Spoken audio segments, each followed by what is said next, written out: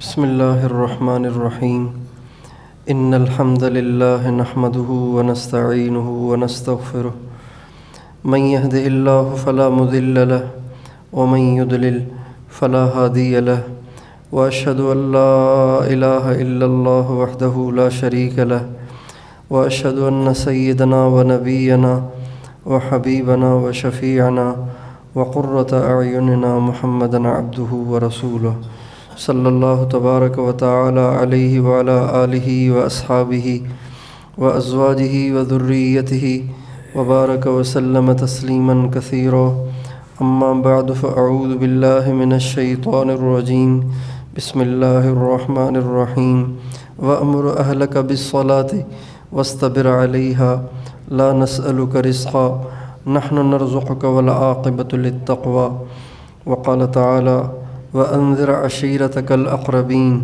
سبحان ربك رب العزة عما يصفون وسلام على المرسلين والحمد لله رب العالمين اللهم صل على سيدنا محمد وعلى آل سيدنا محمد وبارک وسلم۔ میرے محترم بھائی اور دوستو، ہر انسان کے اوپر، ہر مسلمان کے اوپر، حضرت محمد صلی اللہ علیہ وسلم کے ہر امتی کے اوپر، دنیا کے ہر انسان کا کسی نہ کسی درجے میں حق ہے۔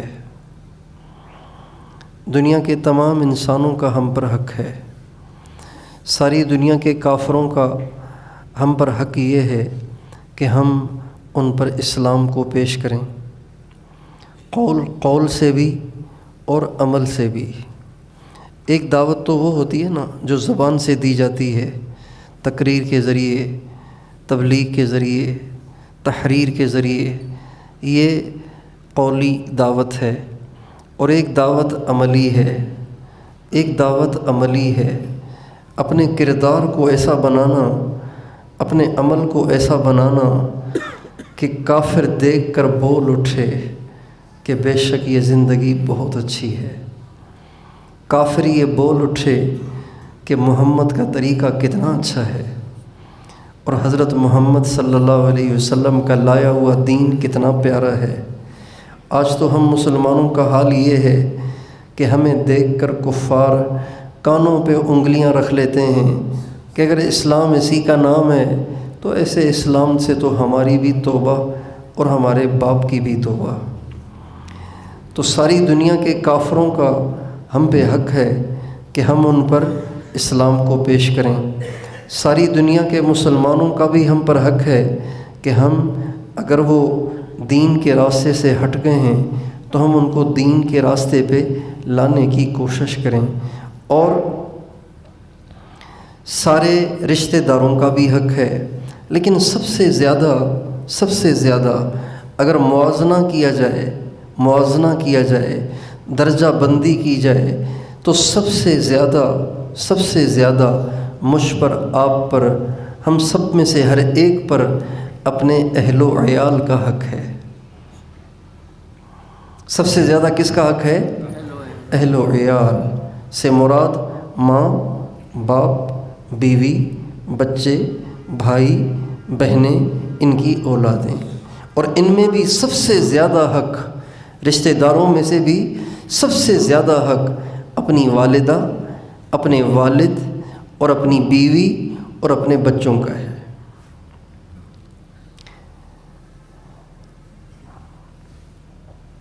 لیکن آج اس بارے میں بہت زیادہ تغافل برتا جاتا ہے، بہت زیادہ غفلت برتی جاتی ہے۔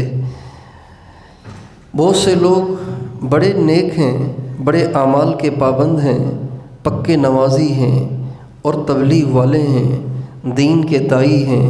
انہوں نے جہاں ان کی جماعت گئی سارے علاقے کو انہوں نے جھنجھوڑ کے رکھ دیا، اور جہاں گئے جماعتوں پہ جماعتیں انہوں نے وصول کیں، لیکن انہیں اس بات کی فکر نہیں ہے کہ میری بیوی بھی اللہ والی بن جائے، میرے بچے بھی اللہ والے بن جائیں، میری نسل بھی اللہ والی بن جائے، اور میرے گھر میں بھی وہ ماحول بن جائے جو ماحول حضرت محمد صلی اللہ علیہ وسلم کے گھر میں تھا اور حضرات صحابہ اور اہل بیت کے گھروں میں تھا، اور جو ماحول ایک اللہ والے کے گھر میں ہونا چاہیے۔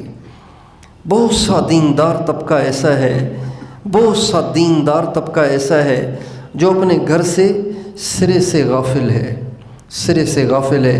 وہ تہجد میں بھی اٹھ جاتے ہیں، لیکن ان کو اس کی ٹینشن نہیں ہے کہ ان کی بیوی فجر میں بھی نہیں اٹھتی، ان کے بچے فجر میں بھی نہیں اٹھتے، خود تو نوافل کے بھی پابند ہیں اور بچوں کے فرائض کے بارے میں بھی بے فکر ہیں۔ تو یہ بہت بڑی کوتاہی ہے، یہ بہت بڑا جرم ہے، یہ بہت بڑا جرم ہے، بہت بڑا جرم ہے، جس کا اللہ کے ہاں مواخذہ ہوگا، اللہ کے ہاں اس کی پکڑ ہوگی، اللہ کے ہاں اس کی پوچھ گچھ ہوگی، اور اللہ تعالیٰ بیوی کے بارے میں خصوصاً پوچھیں گے، بچوں کے بارے میں خصوصاً پوچھیں گے۔ ہمارے نبی کا ارشاد ہے کلکم مسئول عن رعیتہ، جن جن میں تمہاری بات چلتی ہے، جو جو تمہارے ماتحت ہیں، اس سے مراد بیوی بھی ہے، اس سے مراد بچے بھی ہیں، جن جن کو اللہ نے تمہارے نیچے رکھا ہے، تمہارا ماتحت بنایا ہے، ہمارے نبی فرماتے ہیں اللہ تم سے قیامت کے دن ان کے بارے میں پوچھے گا۔ یہ بہت بڑی ایک دھمکی بھی ہے اور ایک بہت بڑی تنبیہ بھی ہے۔ اللہ پوچھے گا تم سے، اللہ تم سے پوچھے گا۔ اس لیے ہمیشہ ہمیں اپنے اہل و عیال کے بارے میں بھی فکر مند رہنا چاہیے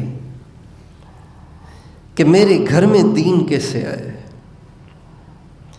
ہمارے ایک بزرگ ہیں حضرت مولانا احسان الحق صاحب، اللہ تعالیٰ ان کو صحت کاملہ عاجلہ والی لمبی عمر عطا فرمائے۔ ہمارے استاد محترم بھی ہیں اور میرے شیخ اول بھی ہیں۔ میرا سب سے پہلے اصلاحی تعلق ان کے ساتھ تھا۔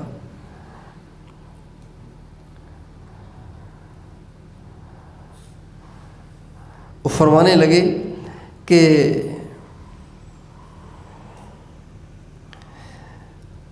مجھے ایک آدمی نے کہا کہ بس ہمیں امت کا غم زیادہ ہے، ہمیں امت کا غم زیادہ ہے، اس لیے بس گھر کی اتنی فکر نہیں رہتی، امت کا غم زیادہ ہے۔ تو ہمارے حضرت مولانا احسان صاحب فرمانے لگے کہ آپ کو کس نے کہا ہے کہ آپ کی بیوی اور بچے امت سے خارج ہیں؟ امت میں وہ بھی تو داخل ہیں۔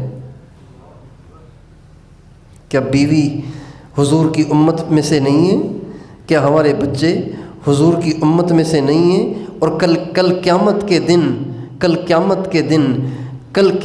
دن امریکہ کے بارے میں، لندن کے بارے میں، یورپ کے بارے میں، فرانس اور پیرس اور جاپان اور چائنا کے بارے میں اگر پوچھ ہوگی تو اس سے زیادہ پوچھ ہوگی بیوی بچوں کے بارے میں، ان کے بارے میں زیادہ پوچھ ہوگی، ان کے بارے میں زیادہ پکڑ ہوگی، بیوی بچوں کے بارے میں پکڑ ہوگی، باقاعدہ پکڑ ہوگی۔ جنہوں نے اپنی بیویوں کی فکر نہ کی، اپنے بچوں کی فکر نہ کی، اور وہ خود بڑے نیک رہے لیکن ان کے بچے جہنمی بن کر مرے، ان کی بیویاں جہنمی بن کر مریں، تو وہ بیویاں اکیلے نہیں جائیں گی، یہ بچے جہنم میں اکیلے نہیں جائیں گے، اپنے باپ کو بھی گھسیٹ کے لے جائیں گے۔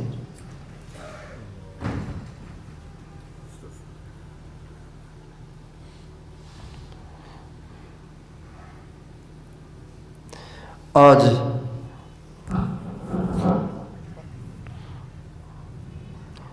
ہم اگر ہماری بات ہمارا بچہ نہیں مانتا، ہم اس پہ ناراض ہو جاتے ہیں، ہماری بات کو ٹھکراتا ہے، ہم ناراض ہو جاتے ہیں، ہماری بیوی ہماری خدمت میں کوتاہی کرے، ہم بفر جاتے ہیں، ناراض ہو جاتے ہیں، برس پڑتے ہیں اور اس کو برا بھلا کہتے ہیں، اور بعض کم بخت اور بدقسمت لوگ ہاتھ بھی اٹھاتے ہیں، اپنی بیویوں پہ ہاتھ بھی اٹھاتے ہیں۔ توبہ اپنی بیویوں پہ ہاتھ بھی اٹھاتے ہیں۔ دنیا میں ایسے لوگ بھی بستے ہیں جو اوروں کی بیٹیوں پہ ہاتھ اٹھاتے ہیں، اور یاد رکھیں یہ دنیا مکافات کا جہان ہے۔ جو اوروں کی بیٹیوں پہ ہاتھ اٹھاتے ہیں پھر ان کی بیٹیاں اپنے سسرال کی پٹائیوں سے بچ نہیں پاتی۔ یہ مشاہدہ ہے، یہ مشاہدہ ہے۔ یہ دنیا مکافات کا جہان ہے، جس نے جیسا کیا ہے ویسا اس کے ساتھ ہوگا، یقینی بات ہے۔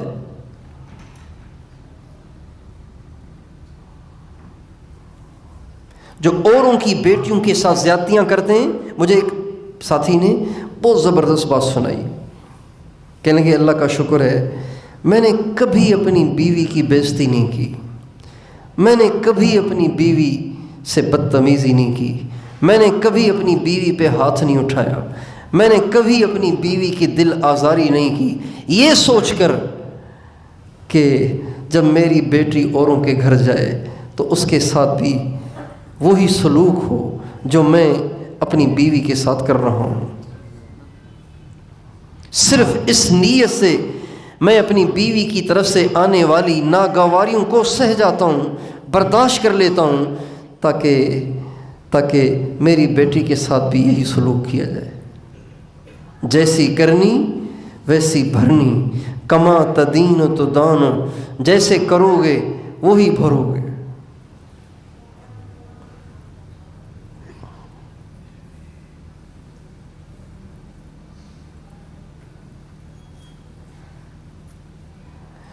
تو بہت سے لوگ ایسے ہیں جو چھوٹی چھوٹی باتوں پہ بیوی پہ بگڑ جاتے ہیں۔ کپڑے استری نہیں کیے، ناراض ہو گئے، سالن میں نمک کم ہے، پلیٹ اٹھا کے پھینک دی اور گالیاں دینا شروع کر دیں۔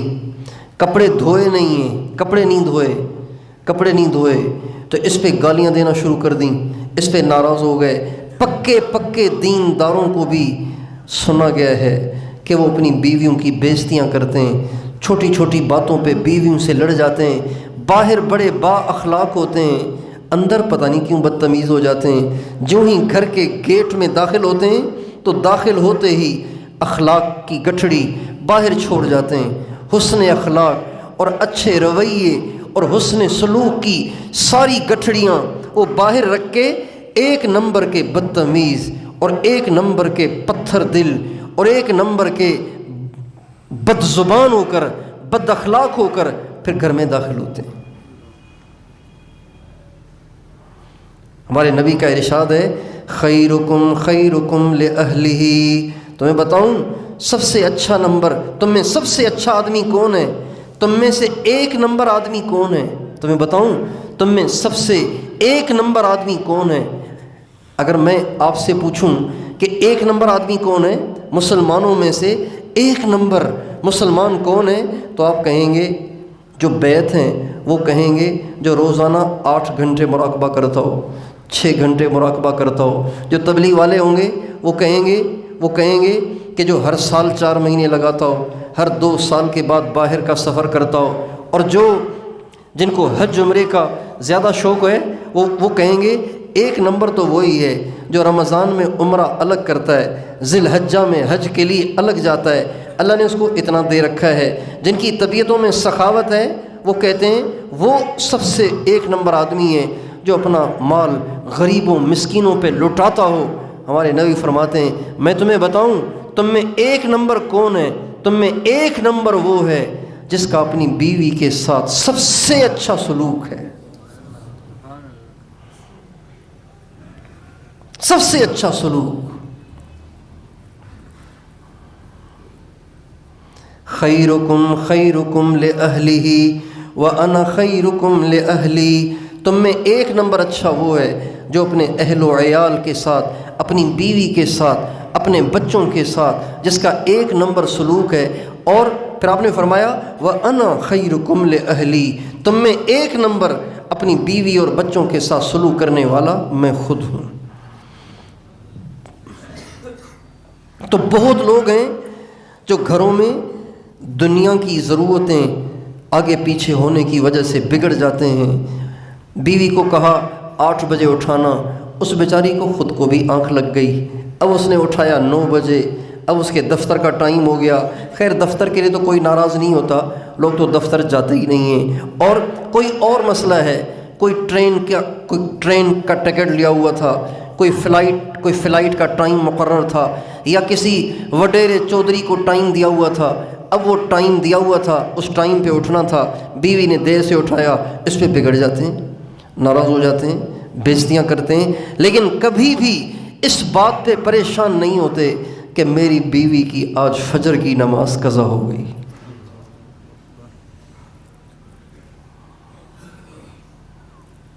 آج میری بیوی نے قرآن کی تلاوت نہیں کی، آج میرے بچے نے قرآن اٹھا کے دیکھا تک نہیں، اس پہ پریشان نہیں ہوتے۔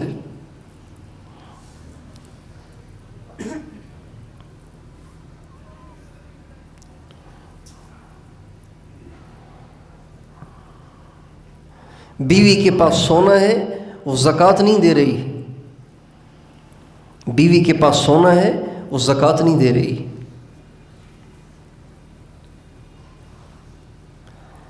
بیوی ماہواری سے پاک ہو گئی ہے، کل پاک ہوئی ہے، اب تک اس نے غسل نہیں کیا، اسے 24 گھنٹے گزر رہے ہیں، اس پہ پریشان نہیں ہوتے۔ گھروں میں اللہ کی نافرمانیاں ہو رہی ہیں، اس پہ پریشان نہیں ہوتے۔ میری نافرمانی ہو جائے تو میں آسمان کو سر پہ اٹھا لیتا ہوں، اللہ کی نافرمانی ہو رہی ہے، مجھے ٹینشن ہی نہیں کوئی۔ میری بیوی نے میرے بچوں کو پینٹ پہنائی ہے، اس پہ پریشانی نہیں ہے، اس پہ پریشانی نہیں ہے۔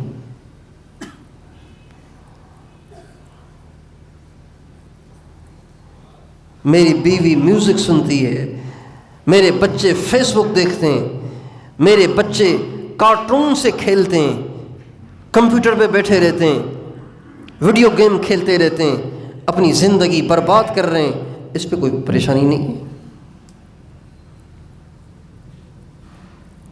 حالانکہ ان کی پوچھ ہوگی، ان کا حساب ہوگا، ہر ایک کو کھڑا کیا جائے گا، اللہ کے سامنے کھڑا کیا جائے گا۔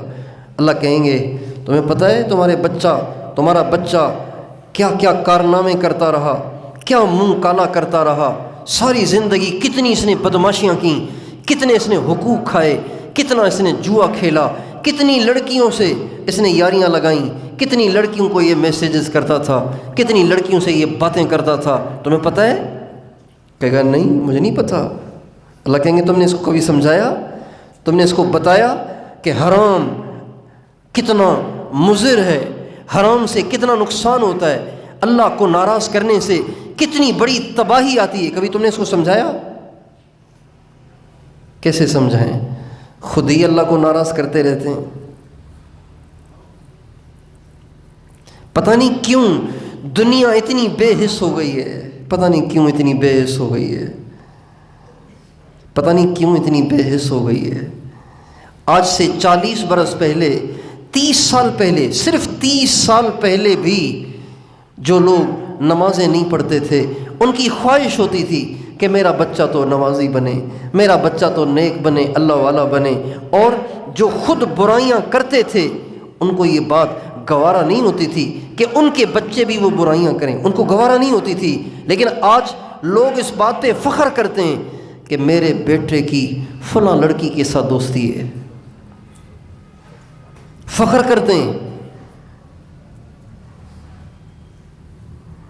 باپ کو پتہ ہے کہ رات کو 1 بجے کس سے باتیں کر رہا ہے، لیکن باپ کو اس پہ پریشانی نہیں ہے، اس لیے کہ باپ اس کو حرام نہیں سمجھ رہا، باپ اس کو اب زندگی کی ایک ضرورت سمجھنے لگ گیا ہے۔ پتہ نہیں یہ بے حسی کہاں سے آ گئی ہے، اس کو بے حسی کہیں یا بے غیرتی کہیں یا بے حیائی کہیں یا بے دینی کہیں یا بدکاری کہیں، پتہ نہیں اسے کیا کہیں گے، کتنی بڑھ گئی ہے۔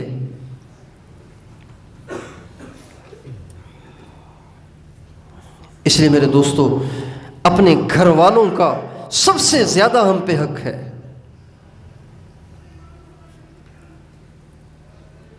لوگ اس پہ روتے ہیں کہ ہائے میں نے بچوں کے لیے کچھ نہیں کیا، ہائے میں نے بچوں کے لیے کچھ نہیں کیا۔ اس پہ روتے ہیں، کاش کہ اس پہ روتے کہ ہائے میں نے بچوں کو نیک نہیں بنایا، ہائے میرے بچے اللہ والے نہ بن سکے، میرے بچوں پہ میں محنت کرتا تو میرے بچے اللہ والے بن جاتے۔ اور دیکھیں یہ جو بچے ہوتے ہیں، چھوٹے بچے، یہ بالکل ایسے ہیں جیسے سفید کاغذ ہوتا ہے، سفید کاغذ پہ جو لکھ لیا جائے وہ اس پہ نقش ہو جاتا ہے۔ چھوٹے بچوں کو آپ بزدل بنائیں گے یہ بزدل بن جائیں گے، آپ ان کو دلیر بنائیں گے یہ دلیر بن جائیں گے، آپ ان کو بخیل بنائیں یہ بخیل بن جائیں گے، آپ ان کو سخی بنائیں یہ سخی بن جائیں گے، آپ ان کو پرہیزگار بنائیں یہ پرہیزگار بن جاتے ہیں، آپ ان کو بے حیا بنائیں تو یہ ایک نمبر کے بے حیا اور بدتمیز بھی بن جاتے ہیں۔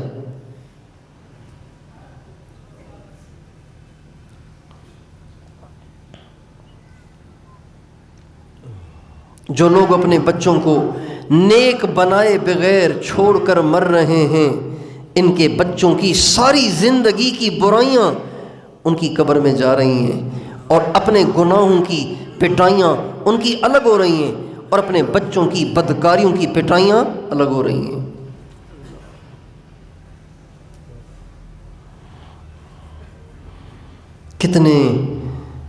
کتنی تباہی میں ہیں وہ مائیں، کتنی تباہی میں ہیں وہ باپ جنہوں نے اپنے بچوں کے لیے پراپرٹیاں چھوڑ دیں، گھر چھوڑ گئے، زمینیں چھوڑ گئے، مال دولت چھوڑ گئے تاکہ ہمارے بچے عزت کی اور اچھی زندگی گزاریں۔ وہ ان کے لیے گاڑیاں تو چھوڑ گئے، وہ ان کے لیے پراپرٹیاں تو چھوڑ گئے، وہ ان کے لیے گھر تو چھوڑ گئے، زمینیں تو چھوڑ گئے، بینک بیلنس تو چھوڑ گئے، لیکن ہائے ان کو نمازی بنا کر نہیں گئے، ان کو قرآن کا عاشق بنا کر نہیں گئے، ان کے دلوں میں اللہ اور اس کے نبی کی محبت کو بٹھا کے نہیں گئے۔ یہ سب مائیں پکڑی جائیں گی، یہ سب باپ پکڑے جائیں گے۔ اور جنہوں نے اپنے بچوں کو نیک بنایا، اپنے گھر کا ماحول دیندار بنایا، اپنے گھر میں اللہ اور اس کے نبی سے محبت کی فضا بنائی، ایسے لوگ اگر تھوڑے اعمال والے بھی ہوں گے نا، تھوڑے اعمال والے، بس فرائض ہیں، زیادہ نفلیں، زیادہ عبادتیں، زیادہ قربانیاں اور مجاہدے نہیں ہیں، لیکن اپنے گھر میں ایک ماحول چھوڑ کے مرے، خدائے پاک کی قسم جب یہ قبروں میں جائیں گے، ان کی بچوں کی ساری نیکیاں، ان کے پوتوں پوتیوں کی ساری نیکیاں، ان کے نواسے نواسیوں کی ساری نیکیاں، ان کی قیامت تک کی ساری نسلوں کی ساری نیکیاں ان کی قبر میں جا جا کے ان کے درجات کو بلند کرتی رہیں گی۔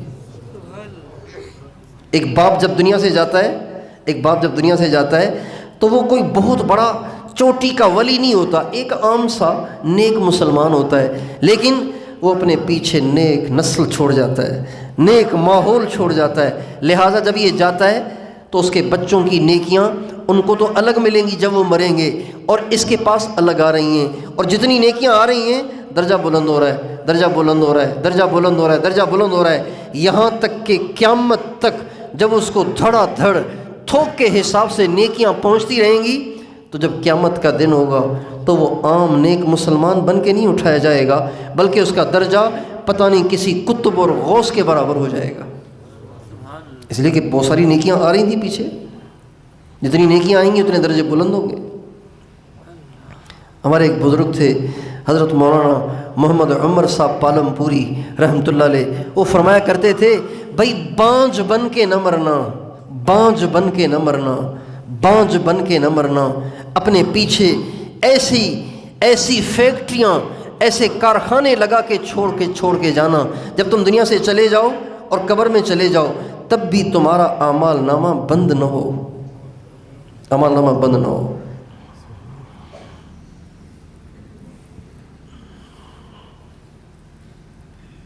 کتنی خوش نصیب ہیں اولیاء کی مائیں، کتنے خوش نصیب ہیں اولیاء کے باپ۔ مولانا الیاس صاحب کی والدہ کتنی خوش قسمت ہیں، مولانا یوسف صاحب کی والدہ کتنی خوش قسمت ہیں، مولانا الیاس صاحب خود کتنے خوش قسمت ہیں جو اپنے پیچھے مولانا یوسف صاحب جیسا بچہ چھوڑ گئے۔ پیران پیر شیخ عبد القادر جیلانی کی والدہ کتنی خوش قسمت ہیں جو اپنے پیچھے غوث اعظم جیسا بچہ چھوڑ گئیں۔ سرور نوح رحمۃ اللہ علیہ کی والدہ کتنی خوش قسمت ہیں جو اپنے پیچھے اتنے بڑے ولیوں کے بادشاہ اور سردار کو پیچھے چھوڑ گئیں۔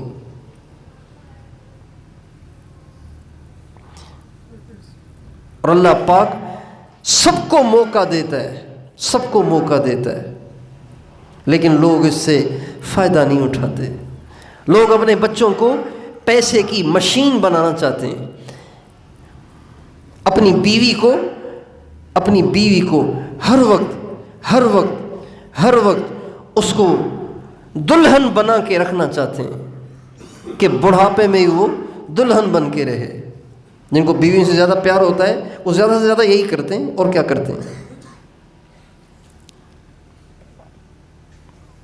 اس لیے میرے دوستو، ہم سب کو اس کے لیے فکر مند ہونا ہے کہ ہمارے گھروں میں دین کا ماحول ہو، ہمارے گھروں میں ایسا ماحول ہو کہ ہر وقت اللہ پاک کی رحمتوں کی برسات ہو رہی ہو، ہر وقت۔ اس کے لیے ہمیں چند کام کرنے ہیں۔ اگر ہم چاہتے ہیں ہمارا گھر ایسا بن جائے کہ ہر وقت ہمارے گھروں پہ رحمت کی برسات ہو، برکتوں کی برسات ہو، اللہ ہمارے گھر پہ نگاہ ڈال کے خوش ہو جائے، واہ واہ میرے بندے اور بندیوں کا گھر کتنا خوبصورت ہے، کتنا اچھا گھرانہ ہے۔ اگر ہم چاہتے ہیں تو اس کے لیے ہمیں چند کام کرنے پڑیں گے۔ ایک کام سنیے، ایک کام، گھر میں غصے ہونا چھوڑ دیں، غصے ہونا چھوڑ دیں۔ غصے ہونے سے مراد غصہ آتا تو ہے، غصہ آتا تو سب کو ہی ہے۔ امام شافعی رحمۃ اللہ علیہ فرماتے ہیں جیسے غصہ نہ آئے وہ تو گدھا ہے، اور جیسے غصہ آئے اور پھر وہ نکالے وہ شیطان ہے۔ غصہ آتا ہے، غصہ آئے گا، لیکن اس غصے کو پینا ہے، برداشت کرنا ہے، اور پھر خوبصورت طریقے سے حسن اخلاق کے ساتھ ہمیں اپنے گھر کے سارے نظام کو ٹھیک کرنا ہے۔ آپ نے دیکھا کہ آپ کے گھر میں کوئی اللہ کی نافرمانی ہو رہی ہے، اب آپ ڈنڈا نہ اٹھائیں، ایسے ہو جائیں جیسے آپ نے دیکھا ہی نہیں، چشم پوشی کر لیں، ایسے ہو جائیں جیسے آپ نے دیکھا ہی نہیں۔ لیکن اب صرف یہی نہیں کرنا کہ آپ چشم پوشی کر لیں اور پھر چھوڑ دیں، جو چاہیں کریں، آپ ان کو کھلی چھٹی دے دیں، ایسے نہیں۔ اب آپ ٹھنڈے ہو جائیں، اس کے بعد پالیسی بنائیں، پلاننگ کریں، منصوبہ بنائیں، اب ان سے یہ برائی کیسے چھڑوانی ہے، ان کے اندر اس کام کی نفرت کیسے بٹھانی ہے۔ اب ان کو پیار سے سمجھائیں، اپنی بیوی سے کہیں بیگم میرے بچوں کو فلاں چیز پسند ہے نا، آج وہ پکاؤ، وہ پکا کے پھر بچوں کو بٹھائیں اور کہیں دیکھو میرے بچوں، بات یہ ہے اگر ہم اللہ کو ناراض کریں گے اللہ ہماری دنیا آخرت دونوں خراب کر دیں گے، برباد کر دیں گے۔ اگر ہم اللہ کو راضی کریں گے اللہ ہماری دنیا بھی اچھی کر دیں گے، آخرت بھی اچھی کریں گے۔ یہ جو کام ہے نا، یہ نہ کہیں کہ میں نے دیکھا ہے، یہ جو کام ہے اگر ہم یہ کام اب گھر میں کریں گے اللہ اتنے ناراض ہوں گے، اتنا بڑا گناہ ہوگا، اتنی ساری پریشانیاں، اتنی ساری مصیبتیں آئیں گی۔ ایسے پیار محبت سے، حکمت اور بصیرت سے اللہ پاک سے مانگ کے ان کو سمجھائیں کہ سانپ بھی مر جائے، لاٹھی بھی بچ جائے۔ بہت سا دیندار طبقہ ایسا ہے جن کو بے دینی سے پریشانی تو ہوتی ہے، لیکن وہ بیچارے چاہتے ہیں کہ ڈنڈے کے زور پر ایک دم سب کو سیدھا کر لیا جائے، تو یہ ممکن نہیں ہے۔ برائی تب ختم ہوگی جب برائی کی دلوں میں نفرت آئے گی۔ اگر برائی کی نفرت ڈالے بغیر برائی کو چھڑوایا گیا ڈنڈے کے زور پر، تو آپ کے سامنے نہیں ہوگی، چھپ چھپ کے ہوتی رہے گی، چھپ چھپ کے ہوتی رہے گی۔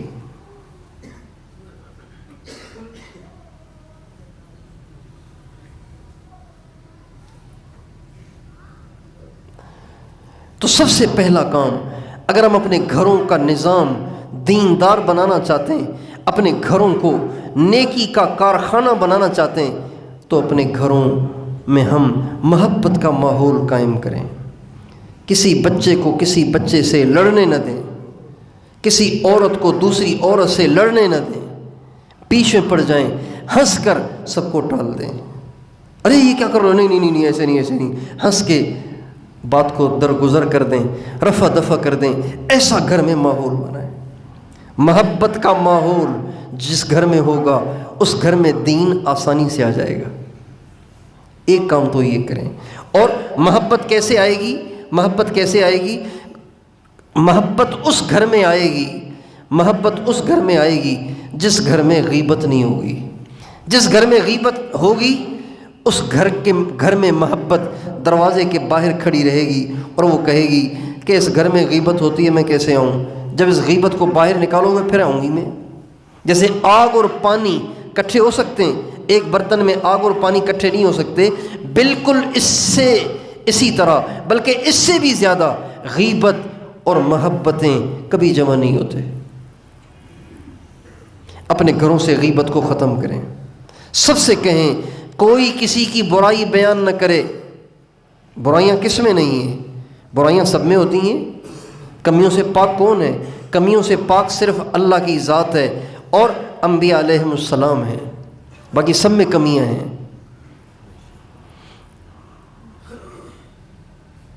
انبیاء معصوم ہیں۔ انبیاء کیا ہیں؟ معصوم ہیں۔ اہل بیت اور صحابہ محفوظ ہیں۔ کیا ہیں؟ محفوظ ہیں۔ اہل بیت اور صحابہ محفوظ ہیں، یعنی یہ تو نہیں ہے کہ ان سے غلطی ہونا ہی ناممکن ہے، نہیں، ان سے غلطی ہو سکتی ہے لیکن اللہ پاک ان کی غلطیوں کو معاف کر دیتا ہے۔ جو لوگ صحابہ کے کیڑے نکالتے ہیں، صحابہ کے بارے میں زبان درازیاں کرتے ہیں اور صحابہ کو تنقید کا نشانہ بناتے ہیں، ایسے لوگ مرتے وقت کلمے سے محروم ہو جاتے ہیں، ایمان سے محروم ہو جاتے ہیں۔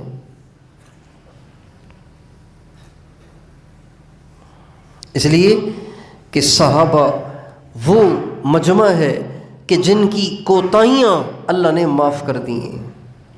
جب اللہ نے معاف کر دی ہیں تو ہم کون ہیں ان کی باس پرس کرنے والے؟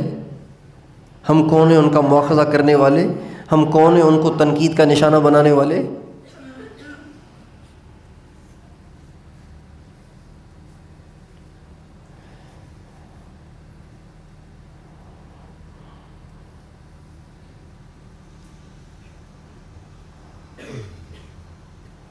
اس لیے کوئی کمیوں سے محفوظ نہیں ہے ہم میں سے، لہذا کسی کی کمیاں زبان پہ لانے کی بجائے اپنے گھر میں محبت کا ماحول قائم کیا جائے۔ ایک کام تو یہ ہے، گھر میں محبت، حسن سلوک اور ہر ایک کے ساتھ اچھے رویے والا معاملہ کیا جائے۔ ایک کام تو ہمیں یہ کرنا ہے۔ دوسرا کام اپنے گھروں میں نمازوں کا ماحول بنانا ہے۔ کس کا ماحول بنانا ہے؟ نمازوں کا ماحول، پیار سے محبت سے نمازوں کا ماحول بنانا ہے۔ کیسے بنانا ہے؟ اپنے گھر میں اتنی نماز کی اہمیت بیان کی جائے، اتنی نماز کی اہمیت بیان کی جائے، اتنی نماز کی اہمیت بیان کی جائے کہ اذان کے بعد بیٹھے رہنے میں ہر ایک کو شرم آئے کہ اذان ہو گئی ہے میں بیٹھا ہوا ہوں۔ جیسے ایک شریف خاندان، شریف گھرانہ، اس میں اگر ایک بچہ بیٹھا ہوا ہے، باپ اس کو زور زور سے بلا رہا ہے، دوسرے دیکھ رہے ہیں اور یہ اٹھ کے نہیں جا رہا، تو اس کو اٹھ کے نہ جانے میں شرم آئے گی کہ یہ سارے کہیں گے باپ بلا رہے ہیں اور یہ بے غیرت بیٹھا ہوا ہے۔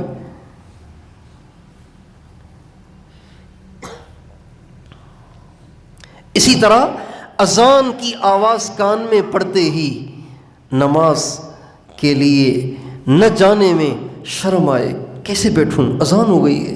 اتنا کہا جائے اپنے گھروں میں نماز کے اہتمام کو۔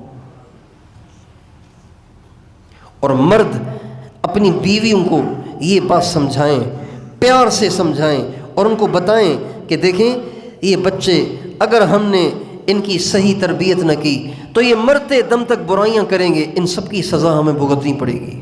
لہٰذا جب اذان ہوتی ہے تو آپ مہربانی کر کے سارے کام چھوڑ کر جلدی سے وضو کر کے مصلی پہ آ جایا کریں، اس لیے کہ بچے باپ کا اثر بھی لیتے ہیں لیکن ماؤں کا اثر باپ سے زیادہ لیتے ہیں۔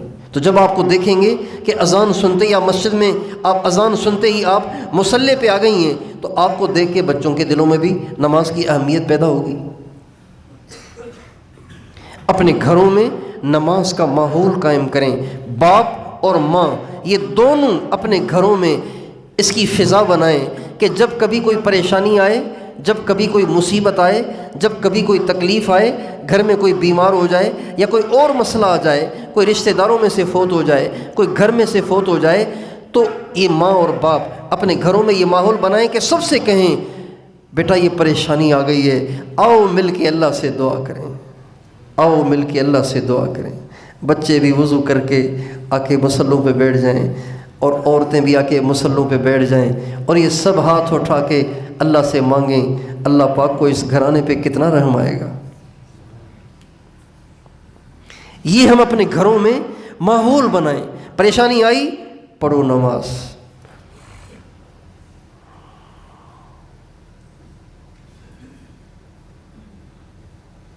پریشانی آئی کر وضو، پڑھ نماز، مانگ دعا۔ اس کی اہمیت کہہ کہہ کے بٹھائی جائے۔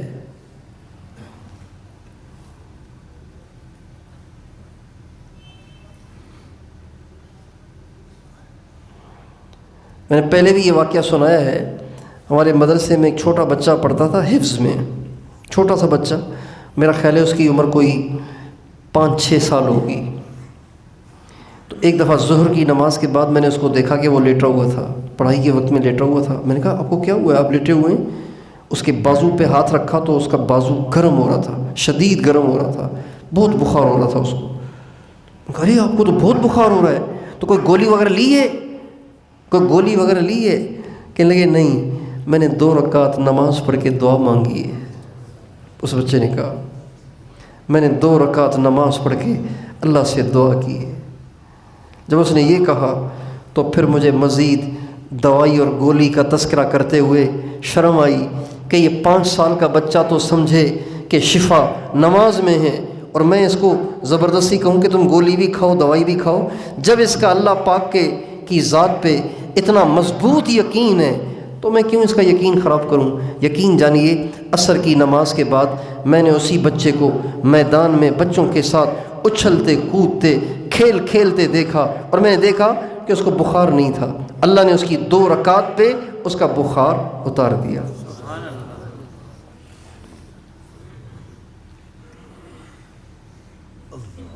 اللہ تعالیٰ فرماتے ہیں وَأْمُرْ أَهْلَكَ بِالصَّلَاةِ وَاسْتَبِرْ عَلَيْهَا وَأْمُرْ أَهْلَكَ بِالصَّلَاةِ وَاسْتَبِرْ عَلَيْهَا لَا نَسْأَلُكَ رِزْقًا نَحْنُ نَرْزُقُكَ وَالْعَاقِبَةُ لِلتَّقْوَىٰ۔ اے میرے نبی آپ خود بھی نماز کی پابندی کیجیے، اپنے گھر والوں کو بھی نماز کی پابندی کروائیے۔ روزی ہم آپ سے نہیں چاہتے، روزی تو آپ کو ہم دیں گے۔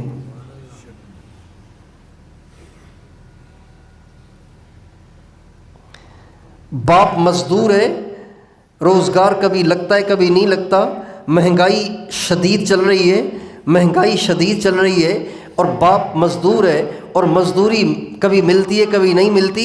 اب ماں کو چاہیے اپنے بچوں کو کہے کہ بیٹا وضو کرو، آؤ اللہ سے مانگیں، اللہ ہمارے ابو مزدوری کے لیے گئے ہوئے ہیں، وہ لائے گا تو ہم کھائیں گے، اللہ ہمارے ابا کو رزق دے دے، روزی دے دے، ہمیں روٹی کھلا، اللہ ہمیں کسی کا محتاج نہ کرنا، کبھی ہم کسی کے سامنے ہاتھ نہ پھیلائیں۔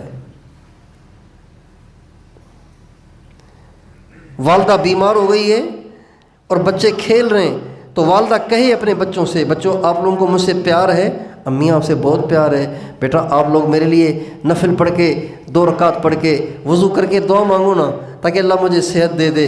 اب اسی وقت بچے بھاگے جا رہے ہیں وضو کرنے اور پھر آ کے مصلی پہ نماز پڑھ کے اللہ سے اپنی امی کی شفا کی دعا کر رہے ہیں۔ بتائیے اس گھر پہ اللہ پاک کی رحمتوں کی برسات ہوگی کہ نہیں ہوگی؟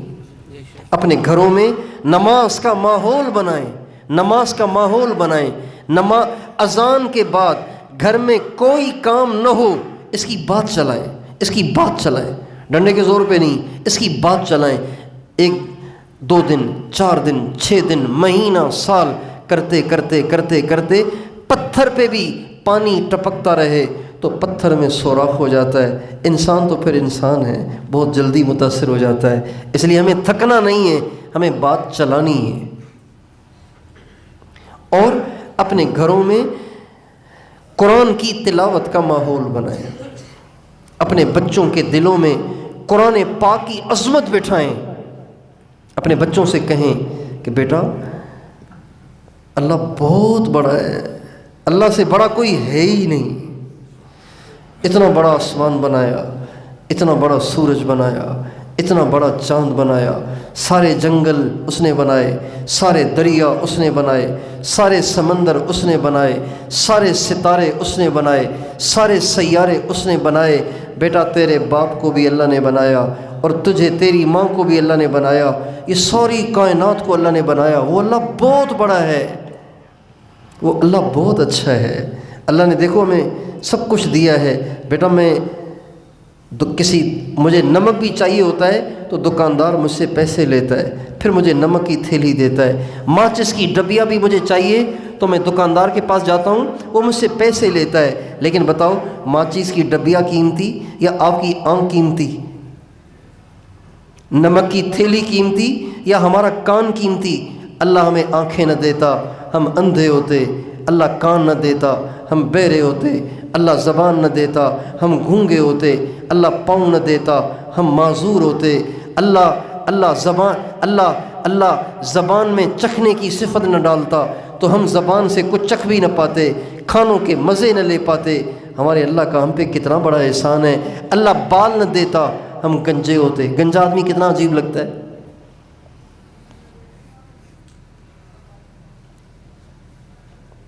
اللہ کتنا اچھا ہے، ساری چیزیں مفت میں، 1 روپیہ بھی نہیں لیا ہم سے۔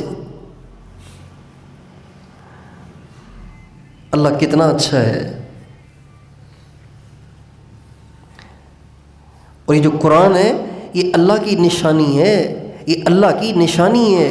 لوگ بزرگوں کے رومال اور بزرگوں کے جوتے لوگ شوکیس میں رکھتے ہیں تبرک کے لیے کہ یہ ہمارے فلاں بزرگ صاحب، یہ ہمارے فلاں پیر صاحب، یہ فلاں ہمارے اللہ کے ولی کا جوتا ہے۔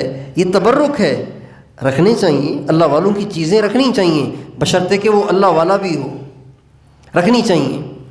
لیکن کیا کہنے اس تبرک کے، کیا کہنے اس نشانی کے جو اللہ کا تبرک ہو۔ قرآن اللہ کا تبرک ہے، اللہ کی نشانی ہے، اللہ کا کلام ہے۔ اپنے گھر کے بچوں میں، اپنے گھروں میں، اہل و عیال میں قرآن کی محبت بٹھائیں، قرآن کی محبت بٹھائیں، روز قرآن پڑھنے کا ماحول بنائیں۔ ہمارے نبی روزانہ قرآن پڑھتے تھے، روز قرآن پڑھتے تھے۔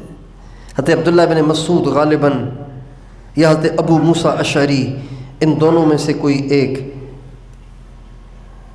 یا حضرت ابی بن کعب، ان تینوں میں سے کوئی ایک، ان تینوں حضرات میں سے کوئی ایک کہتے میں قرآن پڑھ رہا تھا، میں قرآن پڑھ رہا تھا، میں قرآن پڑھ رہا تھا۔ تو نبی کریم صلی اللہ علیہ وسلم آ کر میرے پاس کھڑے ہو گئے تو میں خاموش ہو گیا۔ آپ نے فرمایا پڑھو نا۔ میں نے کہا رسول اللہ آپ کو کیسے پڑھ کے سناؤں، آپ پہ تو قرآن اترا ہے۔ فرمایا نہیں، میرا دل چاہتا ہے کہ میں اوروں کی زبان سے بھی قرآن سنوں، چونکہ پڑھنے کا مزہ اور ہے، سننے کا مزہ اور ہے۔ میں چاہتا ہوں اوروں کی زبان سے بھی سنوں۔ کہتے میں قرآن پڑھتا رہا، پڑھتے پڑھتے جب میں اس آیت پہ پہنچا فَكَيْفَ إِذَا جِئْنَا مِن كُلِّ أُمَّةٍ بِشَهِيدٍ وَجِئْنَا بِكَ عَلَىٰ هَٰؤُلَاءِ شَهِيدًا، جب اس آیت پہ پہنچا تو سرکار کی آنکھوں سے آنسو بہہ پڑے، حضور رو رہے تھے۔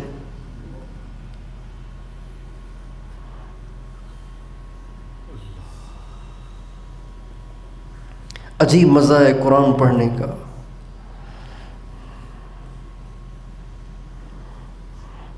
بڑا مزہ ہے قرآن پڑھنے کا۔ اپنے بچوں کو قرآن کی لذت سے آشنا کریں، اپنے گھروں کو قرآن کی لذت سے آشنا کریں کہ قرآن پڑھنے میں کتنا مزہ ہے۔ طٰہٰ ما انزلنا علیک القرآن لتشقىٰ تنزیلا ممن خلق الارض والسماوات العلی الرحمن علی العرش استوى له ما في السماوات وما في الارض وما بينهما وما تحت الثرى وَإِن تَجْهَرْ بِالْقَوْلِ فَإِنَّهُ يَعْلَمُ السِّرَّ وَأَخْفَى۔ کتنا مزہ ہے۔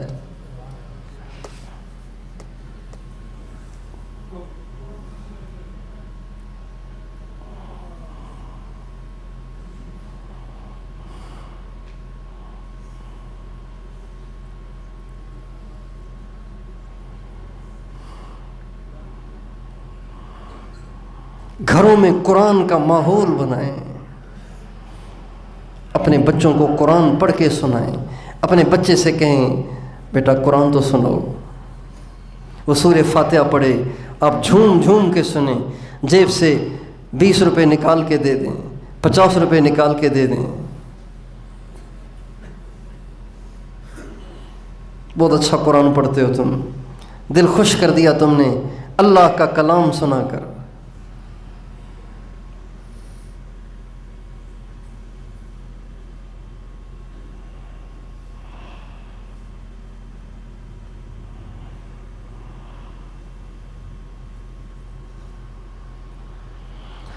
اللہ،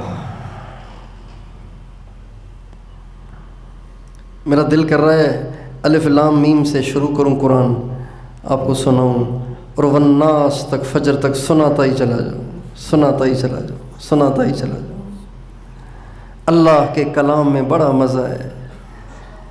جنہوں نے زندگی میں حرام چھوڑ رکھا ہے، جنہوں نے زندگی میں حرام چھوڑ رکھا ہے، وہ اللہ کی نافرمانی سے اپنے آپ کو ایسے بچاتے ہیں جیسے گندے پانی سے اپنے پانچے بچائے جاتے ہیں، اپنے آپ کو نافرمانی سے ایسے بچاتے ہیں جیسے کانٹے دار جھاڑیوں سے اپنے دامن کو بچایا جاتا ہے، اللہ کی نافرمانی سے ایسے بھاگتے ہیں جیسے کالے زہریلے سانپ سے بھاگا جاتا ہے۔ خدائے پاک کی قسم، ان کا دل کبھی قرآن پڑھنے سے بھرتا ہی نہیں، بھرتا ہی نہیں، وہ کہتا ہے پڑھتا ہی رہوں بس۔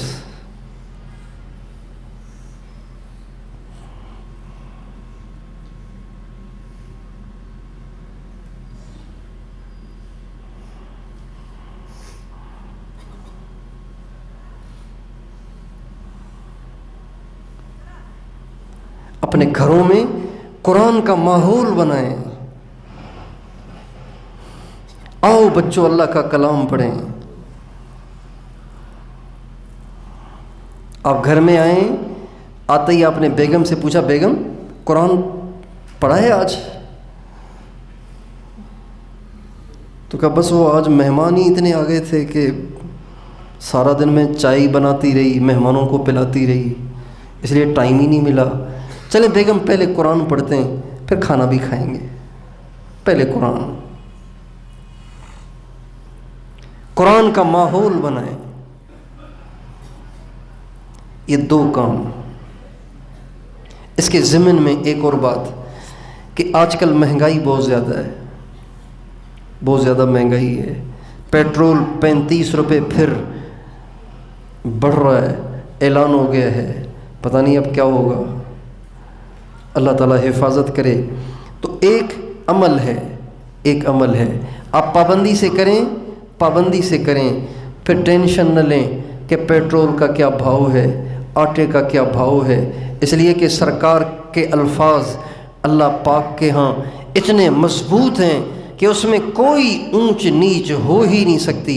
ہمارے نبی کا ارشاد ہے من قرأ سورۃ الواقعۃ فی کل لیلۃ لم تصبہ فاقۃ ابدا، جو روزانہ ہر رات کو رات مغرب سے شروع ہو جاتی ہے، سونے سے پہلے پہلے جس وقت چاہیں پڑھ لیں، اور رات کو رہ گئی ہے تہجد میں بھی پڑھ سکتے ہیں، صبح صادق سے پہلے پہلے، تہجد کا وقت ختم ہونے سے پہلے پہلے سورہ واقعہ پڑھنی ہے۔ ہمارے نبی فرماتے ہیں جو ہر رات کو سورہ واقعہ پڑھے گا اس کے گھر میں کبھی فاقہ آ ہی نہیں سکتا، آ ہی نہیں سکتا۔ لم تصبہ فاقۃ ابدا، تاکید ہو گئی، کبھی نہیں آئے گا۔ سرکار اگر کہہ دیں کہ کبھی نہیں آئے گا، آ سکتا ہے؟ سرکار اگر کہہ دیں کہ کبھی نہیں آئے گا، آ سکتا ہے؟ بتائیے نا، بتائیے نا، آ سکتا ہے؟ دنیا ادھر سے ادھر ہو سکتی ہے، ہمارے نبی کی بات میں کبھی پس و پیش نہیں ہو سکتا۔ ہمارے نبی کی بیٹیوں کو، ہمارے نبی کی بیٹیوں کو طلاق دی گئی۔ حضرت رقیہ اور حضرت ام کلثوم، اور طلاق دینے والا ایک عتبہ ایک عتیبہ، یہ دونوں ابو لہب کے بیٹے ہیں۔ عتبہ نے تو طلاق دے دی، عتیبہ نے طلاق بھی دی، ہمارے نبی سے بدتمیزی بھی کی، اور ہمارے نبی سے ہاتھا پائی بھی کی، ہاتھا پائی کی، اس نے گریبان پکڑ لیا بھرے مجمع میں۔ ہمارے نبی نے فرمایا میں تجھے تو کچھ نہیں کہتا، میں اللہ سے کہتا ہوں اللہ اپنے کتوں میں سے ایک کتا تم پہ چھوڑ دے، اللہ اپنے کتوں میں سے ایک کتا تم پہ چھوڑ دے۔ نوجوان تھا، مستی تھی، آپ علیہ السلام سے ہاتھا پائی کر کے بدتمیزی کر کے واپس آ گیا۔ ابو لہب نے کہا کیا ہوا؟ اچھا، ابو لہب کے کہنے پہ، اپنی ماں کے کہنے پہ اس نے طلاق دی تھی۔ جب یہ طلاق دے کے واپس آیا تو باپ نے پوچھا کیا ہوا؟ کہ دے آیا طلاق؟ سنا بھی دی اچھی خاصی، کہنے لگے پھر اس نے کچھ کہا تو نہیں؟ کہ کہا تو ہے۔ کہ کیا کہا؟ کہ انہوں نے کہا اللہ تم پہ اپنے کتوں میں سے کوئی کتا چھوڑ دے۔ کہا ہائے بیٹا، اب تو محمد کی بد دعا سے بچ نہیں سکتا۔ یہ کافر کہہ رہا ہے۔ اچھا، اللہ کی شان، انہی دنوں میں شام کا تجارتی قافلہ جا رہا تھا، اور یہ بھی، اس کا بھی جانا ان کے ساتھ طے تھا، اور وہ پروگرام کینسل تو ہو نہیں سکتا تھا۔ اور آپ علیہ السلام کی بد دعا باپ کے دل پہ نقش ہو گئی کہ یہ تو ہو ہی نہیں سکتا کہ محمد کی زبان سے کچھ نکلے اور وہ نہ ہو، یہ کبھی نہیں ہو سکتا۔ یہ ابو لہب کا عقیدہ ہے، ابو لہب کا عقیدہ ہے۔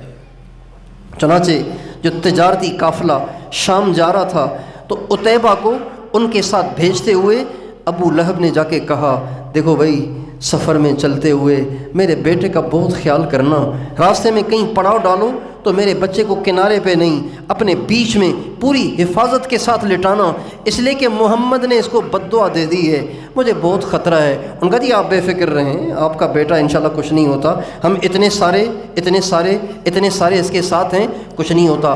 ایک جگہ پڑاؤ ڈالا، ایک جگہ پڑاؤ ڈالا، ایک جگہ پڑاؤ ڈالا، رات کو سوئے ہوئے تھے، یہ بیچ میں تھا، ایک شیر جنگل سے آیا اور سب کے سروں کو سونگتا کسی کو کچھ نہیں کیا، عتیبہ ہی کے سر کو لقمہ بنا لیا۔ جب ابو لہب کو پتہ چلا تو وہ کہنے لگا مجھے تو پہلے ہی پتہ تھا کہ میرا بیٹا محمد کی بد دعا سے بچ نہیں سکتا۔ تو جو حضور کہہ جاتے ہیں نا، ہمارے نبی جو کہہ جاتے ہیں، پھر وہ ہو جاتا ہے، پھر وہ سب بتاؤ وہ ہو جاتا ہے، اس کے علاوہ کبھی نہیں ہو سکتا۔ حضور نے جو فرمایا وہ ہوا، حضور نے جو فرمایا وہ ہوگا، اور وہ ہو کے رہے گا، دنیا کی کوئی طاقت اسے ٹال نہیں سکتی۔ حضور نے فرمایا من قرأ سورۃ الواقعۃ فی کل لیلۃ لم تصبہ فاقۃ ابدا، جس نے روزانہ سورہ واقعہ پڑھی اور روزانہ سورہ واقعہ پڑھنے کا معمول بنا لیا، اس کے گھر میں کبھی بھی فاقہ نہیں آئے گا، کبھی بھی بھوک نہیں آئے گی، کبھی بھی وہ گھر محتاج نہیں ہوگا۔ کتنی بڑی تسلی ہے، کتنی بڑی بشارت ہے غریبوں کے لیے۔ تو گھروں میں قرآن کا ماحول، سورہ واقعہ کی پابندی، اور اپنے گھروں میں اتباع سنت کا اہتمام کریں۔ اتباع سنت، آپ اپنے گھر میں اس بات کا نوٹس لیں، اس بات کا اہتمام کریں، اس بات کا التزام کریں کہ کوئی گھر کا کام سنت سے ہٹ کے نہ ہو۔ اگر آپ کی بیوی اپنے بائیں ہاتھ سے چمچ چلا رہی ہے تو آپ بیوی کو پیار سے کہیں بیگم دائیں ہاتھ سے، حضور کی سنت دائیں ہاتھ سے۔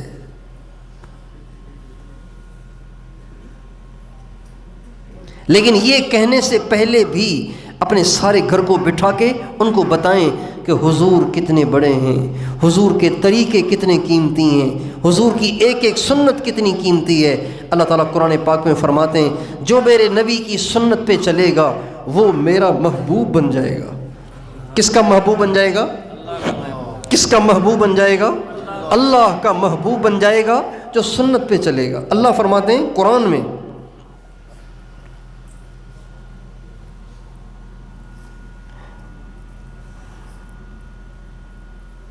آپ کا بچہ بائیں ہاتھ سے پانی پی رہا ہے، پیار سے سر پہ ہاتھ پھیر کے کہو نہیں بیٹا دائیں سے، ہمارے نبی دائیں سے پانی پیتے تھے۔ آپ کا بیٹا باتھ روم میں دائیں پاؤں سے داخل ہو رہا ہے، فوراً اس کا ہاتھ پکڑ کے اس کو باہر کریں اور نہیں بیٹا ہمارے نبی بائیں پاؤں سے جاتے تھے۔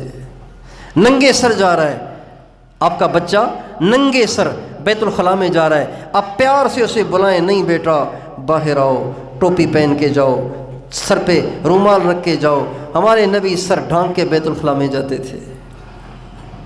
آپ کی بیوی بائیں کروٹ سو رہی ہے، آپ پیار سے سمجھائیں بیگم حضور دائیں کروٹ سوتے تھے۔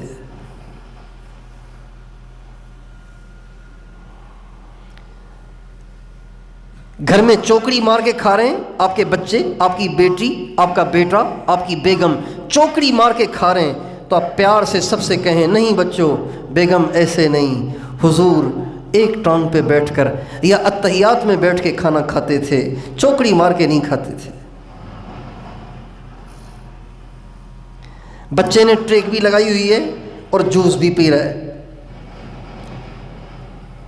ٹریک لگائی ہوئی ہے اور جوس پی رہا ہے تو اس کو پیار سے کہیں نہیں بیٹا ہمارے نبی کھانے پینے میں ٹریک نہیں لگاتے تھے، ٹریک چھوڑ کے پیو۔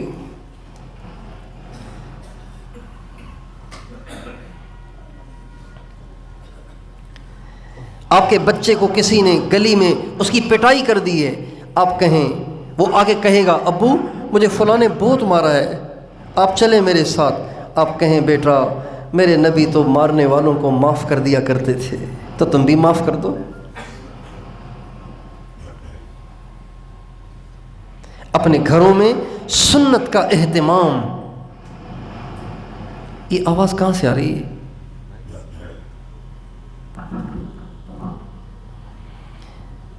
اپنے بچوں کو اپنے گھروں میں اتباع سنت، نبی کا طریقہ، پیارے نبی کی سنت، اس کا اہتمام کریں۔ یہ کتنے کام ہو گئے؟ کتنے کام ہو گئے؟ چار ہو گئے۔ محبت کا ماحول، نماز کا ماحول، قرآن کا ماحول، سنت کی پیروی کا ماحول، 4 باتیں ہو گئی نا۔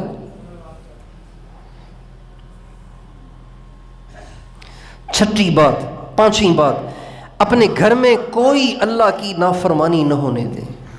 جھوٹ، غیبت، گالی، میوزک، ڈرامہ، فلم، تصویریں، مار کٹائی، کوئی گناہ کا کام نہ ہونے دیں، کوئی گناہ کا کام نہ ہونے دیں۔ اس کا نوٹس لیں۔ اگر آپ کا بچہ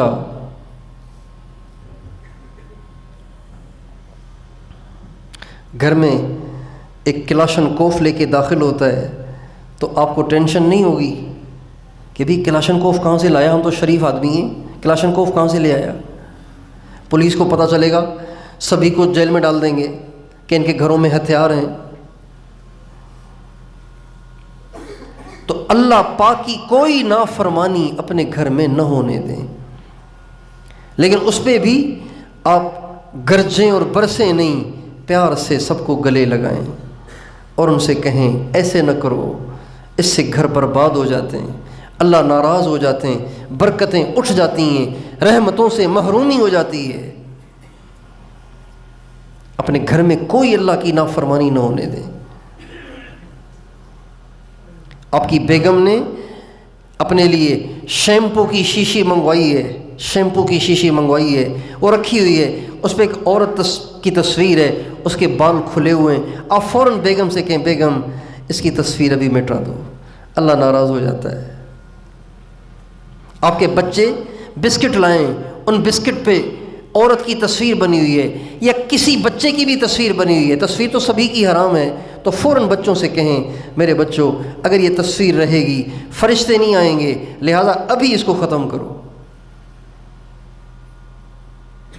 ایک مولوی صاحب بتانے لگے کہ ہمارے گھر میں اللہ کا شکر ہے ایسا ماحول ہے کہ گھر میں کوئی بھی تصویر والی چیز آ جائے نا تو ہمارے سارے بچے مقابلہ کرتے ہیں، پین اٹھا کے مقابلہ کرتے ہیں۔ وہ کہتے ہیں اس تصویر کو میں نے مٹانا ہے، وہ کہتا ہے اس تصویر کو میں نے مٹانا ہے، اس لیے کہ ہمارے نبی تصویروں کو مٹانے آئے تھے۔ ہمارے نبی تصویروں کو، آپ فرماتے ہیں ہمارے نبی تصویروں کو مٹانے آئے تھے۔ بچے دوڑتے ہیں، وہ کہتے ہیں میں اس کی ایسی کی تیسی کروں گا، وہ کہتے ہیں نہیں میں اس کی ایسی کی تیسی کروں گا تصویر کی۔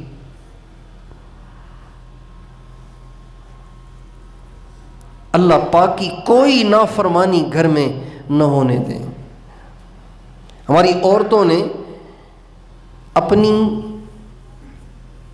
جان بچانے کے لیے اپنے آپ کو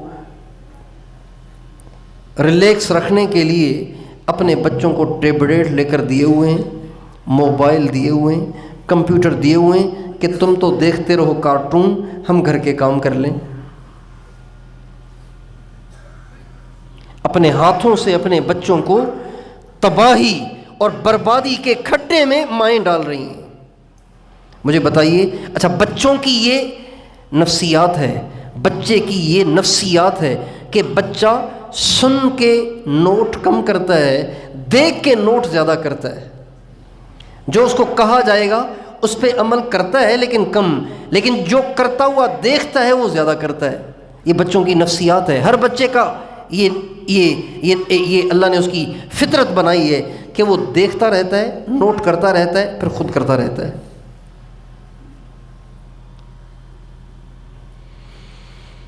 تو بتائیے یہ جو کارٹون دیکھتے ہیں بچے، تو یہ کارٹون دیکھ کے کیا بنیں گے؟ ولی بنیں گے، کارٹون بنیں گے؟ آپ سے پوچھتا ہوں، بچے کارٹون دیکھ دیکھ کے ولی بنیں گے یا کارٹون بنیں گے؟ بھائی کارٹون بنیں گے۔ کبھی آپ نے کسی کارٹون سنا ہے؟ کسی کارٹون میں ایک کارٹون ماں ہے وہ لیٹی ہوئی ہے، اس کا کارٹون بچہ اس کے پاؤں دبا رہا ہے، کبھی آپ نے سنا؟ کبھی دیکھا؟ کارٹون کیا ہوتا ہے؟ ادھر بھاگ ادھر چڑھائی، اس کو مار اس کو دھاڑ، یہی کرتے ہیں نا کارٹون۔ کارٹون کیا کرتے ہیں؟ لہذا آپ آج کل کے بچوں کو بھی دیکھ لیں کیا کر رہے ہیں۔ آج کل کے بچے کیا کرتے ہیں؟ ایسے جیسے پاؤں میں پہیے لگے ہوئے ہیں، ایسے جیسے کوئی مشین لگی ہوئی ہے، بیٹری ڈاؤن ہی نہیں ہوتی، اتنی حرکت ہے بچوں میں، اس لیے کہ کارٹون دیکھ دیکھ کے وہ خود بھی کارٹون بن گئے۔ اور یہ سب ماؤں کا ظلم اور ماؤں کا ستم ہے، یہ ان بچوں پہ ظلم ہے، اپنی نسل پہ ظلم ہے، جو اپنے بچوں کو اپنی بچیوں کو کارٹون اور موبائل اور ٹیبلیٹ کے ساتھ جوڑتی ہیں۔ بھائی وہ چیختے ہیں، چلاتے ہیں، تو آپ سن کے ادھر سے سنیں ادھر سے نکال لیں، چیختے رہیں، آپ کو کیا ہے اس سے؟ آپ اپنا کام کریں۔ اور ایک بات، عام طور پہ جو بچوں کی طبیعتوں میں حرکتیں آئی ہوئی ہیں نا، حرکتیں اچھل کود اور ایک عجیب سی شرارت کی طبیعت، یہ جو بچوں میں آئی ہوئی ہے، اس کا ایک بہت بڑا سبب کنفیکشنری ہے۔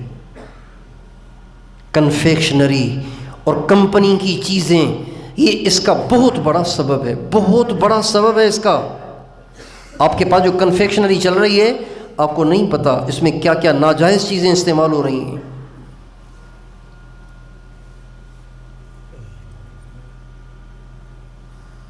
آپ کی ٹافیوں میں، آپ کے چاکلیٹس میں، آپ کے چیغم میں، آپ کی چپسوں میں، آپ کے جوسز میں کیا کیا ناجائز چیزیں استعمال ہو رہی ہیں، آپ کو پتہ ہی نہیں ہے۔ میں ایسے ہی نہیں کہہ رہا ہوں، حقیقت بتا رہا ہوں۔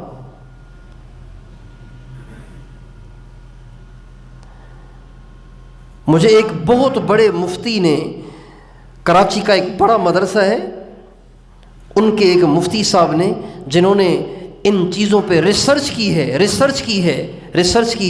انہوں نے مجھے بتایا کہ ہم نے یہ پوری تحقیق کی ہے کہ یہ چیزوں میں جو سرخ رنگ ہوتا ہے، چپس کو سرخ رنگ دے دیتے ہیں، ٹافیوں کو سرخ رنگ دے دیتے ہیں، چیگم کو سرخ رنگ، یہ سرخ رنگ کہاں سے آتا ہے؟ کوئی سرخ مٹی ہے جو ڈالتے ہیں یا کیا آتا کہاں سے ہے؟ تو کہنے لگے ہم نے تحقیق کی تو ہمیں معلوم ہوا کہ یہ جتنے کاکروچ ہیں نا، کاکروچ وہ جو بیت الخلاء میں ایک نظر آتا ہے کیڑا سا، کاکروچ، یہ کاکروچ کو کوٹ کر پیس کر اس کا یہ پاؤڈر بنایا جاتا ہے، اس سے چیزوں کو سرخ رنگ دیا جاتا ہے.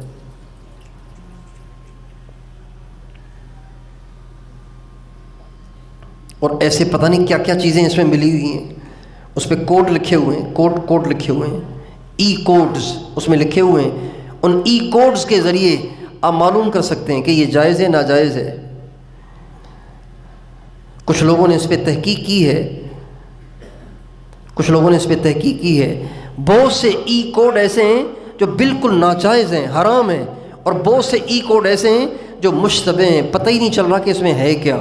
اور کچھ ای کوڈ ایسے ہیں کہ جن کو کھانا جائز ہے. اب بچے کھا رہے ہیں سور، بچے کھا رہے ہیں چوہے، بچے کھا رہے ہیں کاکروچ، تو بتائیے کیسے ولی بنیں گے بھائی؟ یہ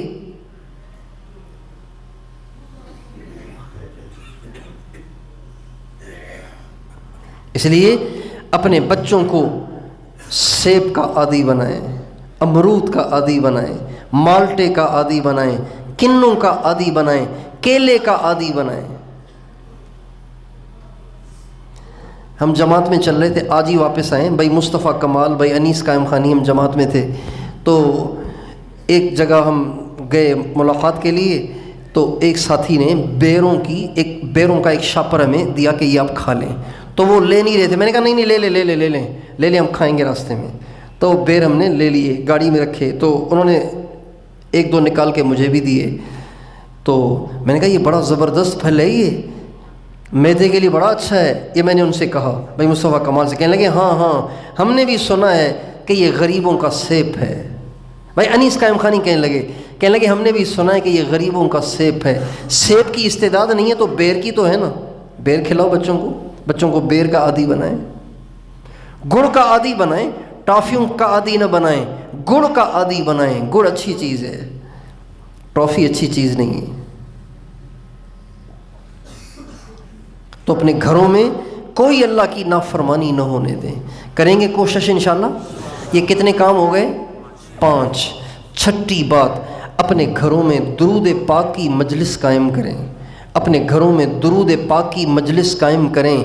درود پاک کی مجلس کا مطلب یہ نہیں ہے کہ محلے کی عورتیں اکٹھی ہو جائیں، ایسے نہیں. اپنے گھر کے افراد اکٹھے ہوں، بیوی، بچے، ماں، باپ، جو اپنی فیملی ہے، اپنا گھر ہے، وہ سارا کسی وقت جمع ہو، اور جمع ہو کے پتھریوں پہ بیٹھ کے درود شریف پڑھیں. پتھریوں پہ نہیں پڑھتے، بچے چھوٹے چھوٹے ہوں تو وہ پھینکنا شروع کر دیتے ہیں، کھیلنا شروع کر دیتے ہیں. تو تسبیحوں پہ پڑھ لیں. ہمارے گھر میں چھوٹے چھوٹے بچے ہیں تو وہ مستیاں کرتے ہیں. پہلے ہم گٹلیوں پہ پڑھ رہے تھے، پھر وہ پھینکتے ہیں، کھیلتے ہیں، مستیاں کرتے ہیں، پڑھنے نہیں دیتے ہیں. تو ہمارے مولوی حسان صاحب رائیونڈ گئے تھے تو کاؤنٹر لے کر آئے. کاؤنٹر تو سارے بچوں کو دے دیا ہے کاؤنٹر. اب سارے بیٹھے ہوئے ہیں، ٹک ٹک ٹک ٹک درود شریف چل رہا ہے. تو مجھے چھوٹی بچی نے بتایا کہ میں نے 20,000 درود پڑھ لیا ہے آج. 20,000 مرتبہ درود پڑھ، آج نہیں 2-3 دن کے اندر میں نے 20,000 درود پڑھ لیا ہے. اپنے گھروں میں درود پاک کی مجلس قائم کریں روزانہ. جس گھر میں درود زیادہ پڑھا جائے گا اس گھر میں رحمتوں برکتوں کا نزول ہوگا. یہ کتنے کام ہو گئے؟ 6. اور آخری بات کہ اپنے گھروں میں ایک وقت مقرر کر کے اپنے گھر والوں کے ساتھ بیٹھیں. آدھا گھنٹہ، 20 منٹ، پون گھنٹہ، جتنا سہولت سے بیٹھیں. اس میں کچھ دیر فضائل اعمال میں سے تعلیم کریں. ایک کام.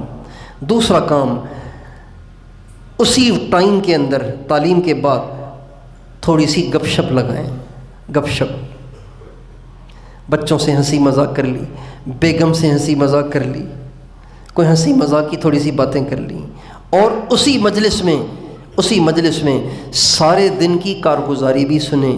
بچہ کہاں گیا تھا، اس کی پڑھائی کیسی چل رہی ہے، بیگم کے پاس آج کون آیا تھا، اور جو آیا اس سے دین کی بات ہوئی کہ نہیں ہوئی، انہوں نے دین کی دعوت دی کہ نہیں دی۔ اس طرح سے کارگزاری، تعلیم، تھوڑی سی ہنسی مذاق، تھوڑی سی کارگزاری، آدھے گھنٹے کے اندر اندر یہ کتنے کام ہو گئے؟ یہ 7 کام کریں، سچ پوچھیں، آپ کا گھر جنت کا ٹکڑا نہ بن جائے تو جو کہنا وہ کہنا۔ آپ سارے بھائی اس کی کوشش فرمائیں گے، اپنے گھر والوں کی فکر کریں گے، اور اپنی ہر دعا میں اپنے گھر والوں کو ضرور ان کے لیے دعا مانگا کریں، ہمیشہ اپنے گھر والوں کے لیے ضرور مانگا کریں۔ اللہ تعالیٰ مجھے اور آپ کو ان ساری باتوں کو عمل میں لانے کی توفیق عطا فرمائے۔